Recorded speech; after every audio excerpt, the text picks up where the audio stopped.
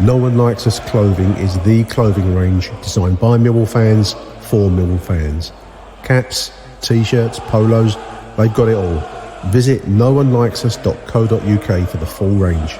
Or if you're in Bermondsey on a match day, why not have a pint in the Blue Anchor pub and pick up a Nolu polo shirt, Nolu clothing at www.noonelikes.us.co.uk. You're listening to Achtung Millwall, broadcasting from the beautiful South Bermondsey. Accept no substitute.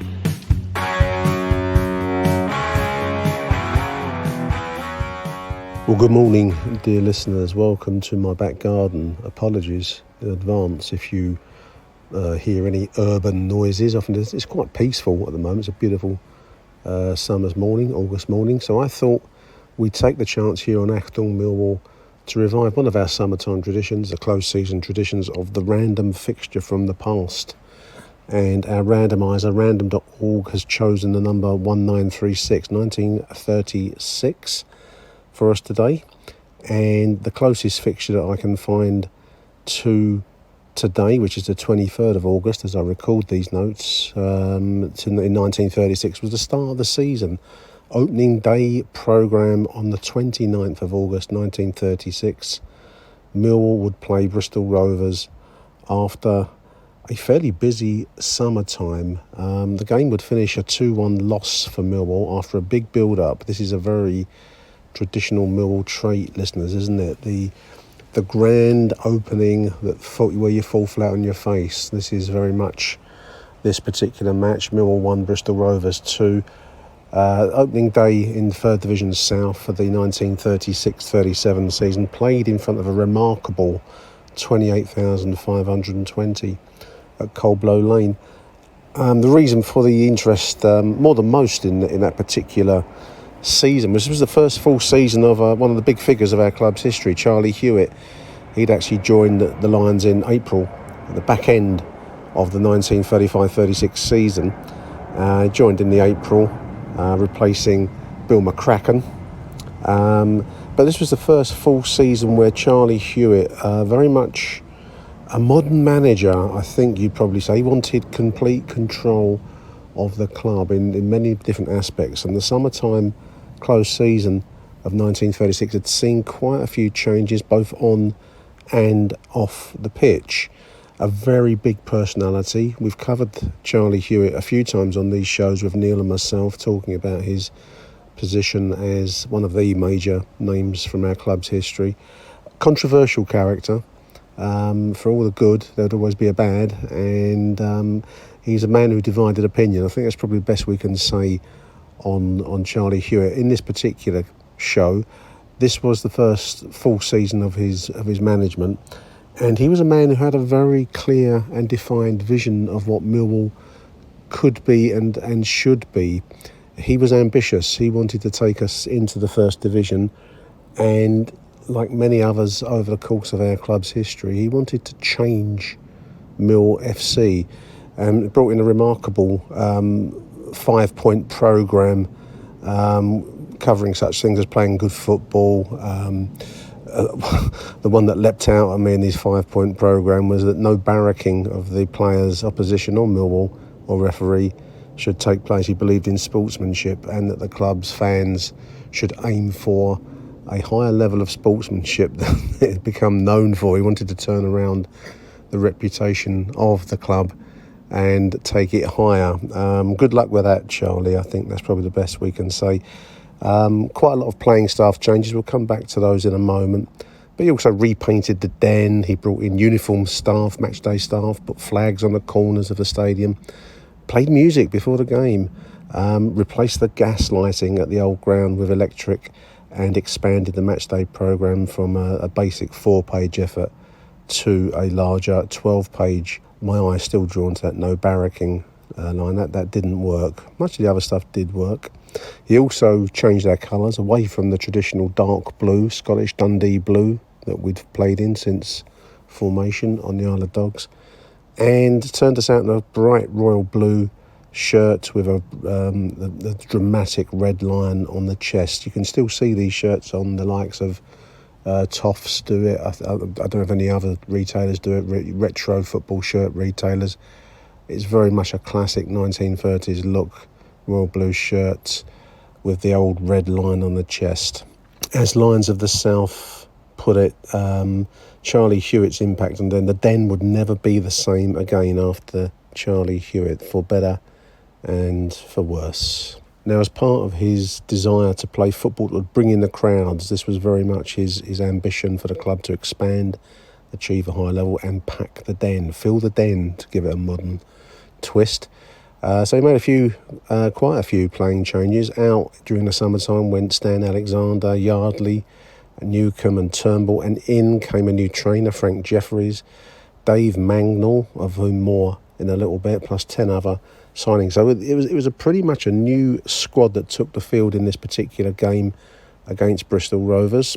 The game was played on a blindingly hot day, 80-degree plus temperatures. Across the country, actually, newspapers report good temperatures all over the country. Your Millwall team for this opening day fixture against Bristol Rovers, that would go quite sour on us, really, losing 2-1. Ewell in goal, then Wassell, E. Smith, Day, Hancock, Mallock, Thomas, Mangnall, who we've already mentioned, F. Burdett, McCartney, and J.R. Smith on the wing. Now, although this would be a disappointing opening day loss for Charlie Hewitt, this 1936-37 season would go on to be one of the most remarkable in Millwall club history. A decent 8th finish in the table eventually at the end of the season, but there's notable, this season is noteworthy for the FA Cup semi-final run, where we would lose to Sunderland 2-1 in the semi-finals, but having dispatched Manchester City, Derby County in front of huge crowds, Chelsea at the Den. It was one of the great FA Cup runs of club history, all the more of an achievement because obviously we were playing as a third division South football club. So big summertime of expectation. Hollywood star Sophie Tucker was in the CBL crowd. A American singer, radio star, as the newspapers put it, Ruth Etting was also there. The place had been repainted. We've got page boys wearing uniform. The whole thing is set up for a big Millwall performance, listeners, isn't it? So what happens when the day is set for a big Millwall win? Any Millwall fan of any length of time standing knows exactly what happens, and that's we fall on our face. And that's what happened this day against Bristol Rovers. Reynolds' newspaper has a headline, Millwall thrashed, not thrashed. The Daily Herald, Millwall flourished to no avail. Tidman is the hero of a fine Bristol Rovers attack. I'll read the report by one AJ Webb. This is from the Monday edition of the Daily Herald on August the 31st. Nice picture of Dave Mangnall, late of West Ham. We will come back to Dave Mangnall. Mentions Ruth Etting, the American singer. We'll come back to Ruth Etting just to let you know who she was. And there's a Millwall page boy resplendent in his buttons, and Mangnall wearing the new quite light blue, royal blue shirt with a blazing red line on the chest. The report says the new Millwall theme song at New Cross is in the Millwall March, they call it, is in like lions and out like lambs. In every respect, this sums up a remarkable afternoon. 30,000 people went to see Millwall win handsomely, yet they went home arguing about the obvious merits of the Rovers, Bristol Rovers, a team in which Pickering and Tidman were the highlights. Millwall certainly went off with a flourish. Commissionaires in bright uniforms, bellboys in glittering brass buttons, and the team led like gladiators into the arena by a famous radio star. That would be Miss Etting, Ruth Etting. Then a picturesque variety act to while away the 10-minute interval at half-time. Moreover, Millwall went an early goal up. Dave Mangnall taking full opportunity of a lapse by a Priest to score from close range. 1-0 Millwall. What can possibly go wrong? And despite the terrific heat, play continued at an astounding pace, says the Daily Herald. A fast game, in fact, for any sort of weather. And it was Bristol Rovers who lasted it the better. Rushed off their feet in the first 15, Bristol gradually assumed a well-balanced style. The Herald reports their forward especially impressing with their speed and ability to give and take sharp passes at full stretch. Houghton's goal was the result of some supreme confidence with Smith E, Mill defender. Only a yard in front of him, he calmly trapped a centre from Tidman, twisted around in the back and fired home point blank defence was one of Millwall's weaknesses. How many times are we going to hear that across our lives, listeners? And furthermore, Millwall's shooting in the end became wild. But their chief fault down the ages was slowness to see opportunities when presented. Still, Nichols in the Rovers goal was far from idle and made many fine saves. It does conclude on a hopeful note that Millwall, although defeated, need have no misgivings as to the future. There is plenty of ability and punch in the front rank, especially inside, but it just did not blend correctly. The defence was not too strong, but I think time will show they're up against a very fine attack. Also, this is, largely speaking, a new side put together for a big opening day, so in the modern parlance, I suppose they hadn't had time to gel, dear listeners, had they? Hadn't had their gel time. Now I thought we'd just have a quick look at our two top scorers for the season. 25 goals for Ken Burdett. Full name Frederick Charles Kendall Burdett. Quite a mouthful. Known as Ken. He had a brother George Burdett, a lesser player than Ken, overshadowed as the Millwall Who's Who puts it. But we'll just look at Ken Burdett. Played for us 1936 to 38, 62 games for Millwall, 30 goals. Born in Ibstock. This must be a mining area. I'm just having a quick look and seeing where that is. Ibstock is in Derbyshire, near the place Ashby de la Zouche, just south of Derby, a coal mining area. The write-up for Ken Burdett. Ken says Ken spent 5 seasons with Norwich before joining younger brother George Burdett at the Den in August 1936. The winner of 2 Division 3 South Champions medals, the first with the Canaries in 1933-34 and the second with the Lions later in 1938. He was also a member of the Millwall side, which lost an FA Cup semi-final in April 1937. Being Millwall's penalty taker helped him to finish top scorer with 17 in 1937. A coal miner during World War II, he was reported as still playing for Ibstock Colliery when he was in his 50s. This is a different level of man that played football back then. These were working class men. He was a miner from a mining area, the Derbyshire coalfields, and during the Second World War he would undertake essential war work mining in the Derbyshire fields late into his 50s. So that's Ken Burdett. The other scorer for the season here, so 17 league goals that I've just mentioned, is actually 24 in all competitions, including the cup run for Ken Burdett. But the other top scorer, the top scorer, if you take into account all competitions, was Dave Magnall. 16 league goals, 25 goals overall for Magnall. A centre forward, again playing with us 1936 to 38, 72 games for David Magnall. 48 goals in that 2-year period. He was born in Wigan, died in Penzance in 1962.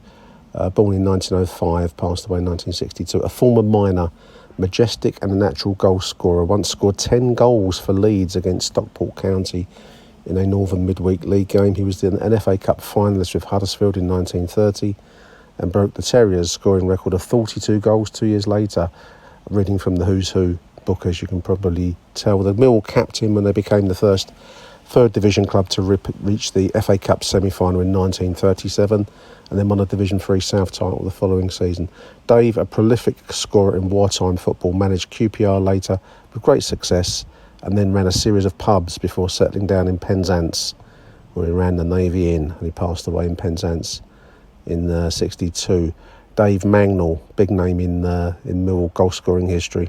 So there we have it, Millwall 1, Bristol Rovers 2. This would, as we've said already, go on to be a memorable, one of the great seasons by the side reaching the FA Cup semi-finals, but that would all come later on. But for an opening day flop, it's probably up there with one of the best, really, after so much hoo-ha to lead us into Charlie Hewitt's opening season. Now, there were 2 names mentioned. Ruth Etting, who was one of the celebrities who was at the Den this particular day. She's an American singer and actress, 1920s and 30s. Famous, really, for the number that I've heard of, the Shine on Harvest Moon. She also did a couple of other numbers, 10 Cents to Dance and Love Me or Leave Me. She starred with Doris Day and James Cagney in a film Love Me or Leave Me in the 1950s, known as America's Sweetheart of Song. Has born in 1896, passed away at the age of 81 in Colorado Springs, 1978. So she was mentioned in the Daily Herald. I've not found any reference to this in the newspapers, but Lions of the South mentions Sophie Tucker being at the Den for this particular match as well. Sophie Tucker was an American singer, comedian, actress and radio personality known for her powerful delivery of comical and risque songs, listeners.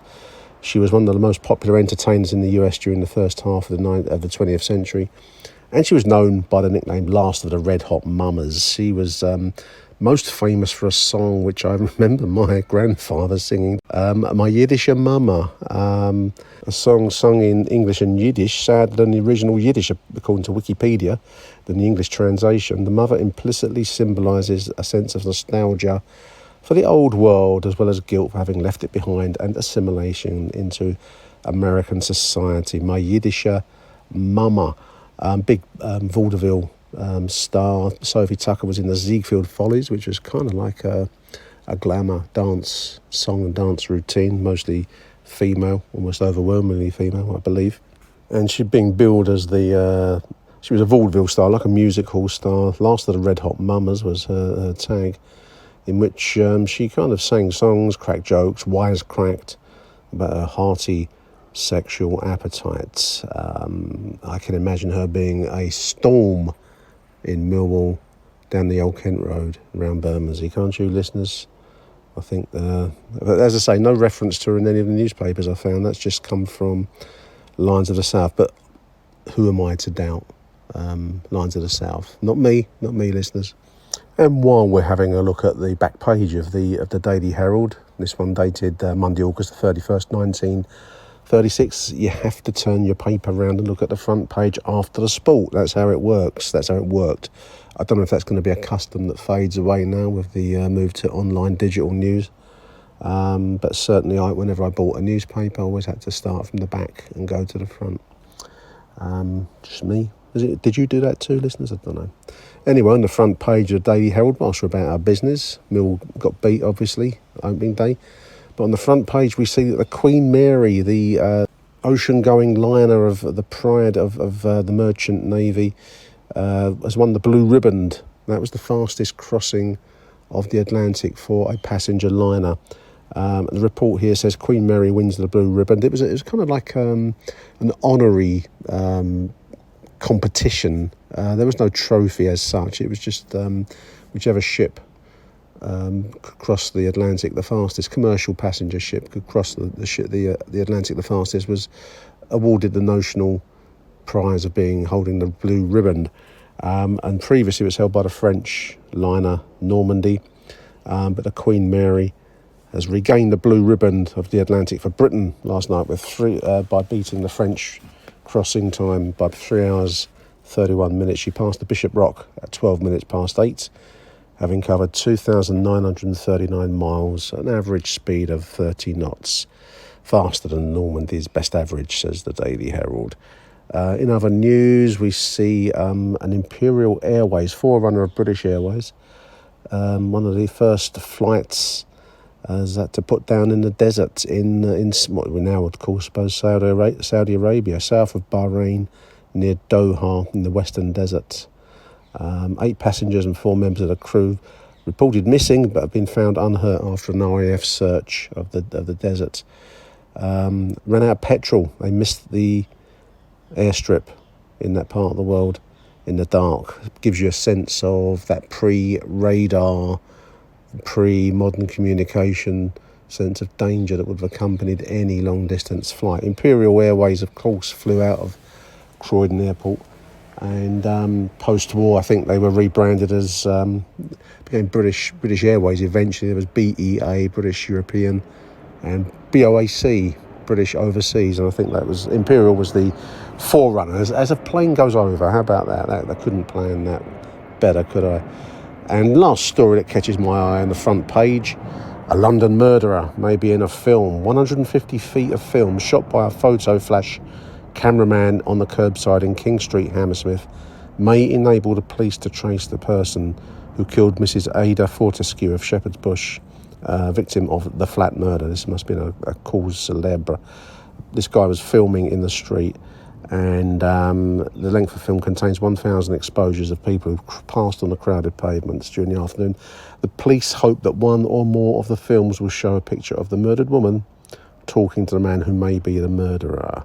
Early example of what we now come to accept as normal doorbell video footage. This bloke was just filming the street, and they believe that it may have included the perpetrator. The film was shot by one of 4 men employed by one Paul Schenkel of Uxbridge Road, Shepherd's Bush. There we are. Mr. Mussolini is boasting about his 8 million strong army. Italy could mobilise 8 million men within a few hours, with the menacing words of Signor Mussolini. Well, yes, we'll come back to that later on in the 1940s, Signor Mussolini. So there we have it. Daily Herald, August the 31st, 1936. Front page news after a disappointing loss for the Lions, after a big build-up of a summertime. Nothing new in this life, dear listeners, is there? Hope you've enjoyed this little whimsy. Until the next edition of Achtung Millwall, my name is Nick Carp, signing out from my back garden. Hope there wasn't too much background noise. It just came to me in a flash to do it. Till the next edition, thank you for listening, and bye for now. Achtung, Millwall.